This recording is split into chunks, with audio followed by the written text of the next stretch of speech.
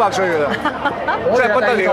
我哋唔係志在成績㗎啦，志在完成啦，志在同啲觀眾打下招呼啊，開心到不得了㗎啦！好天氣啊，又有風，又有太陽，好良好嘅舒服口泉，沿途喺度吹晒水，冇爛跑，一爛咪行，唔爛㗎，一切都叫佢哋唔好跑行。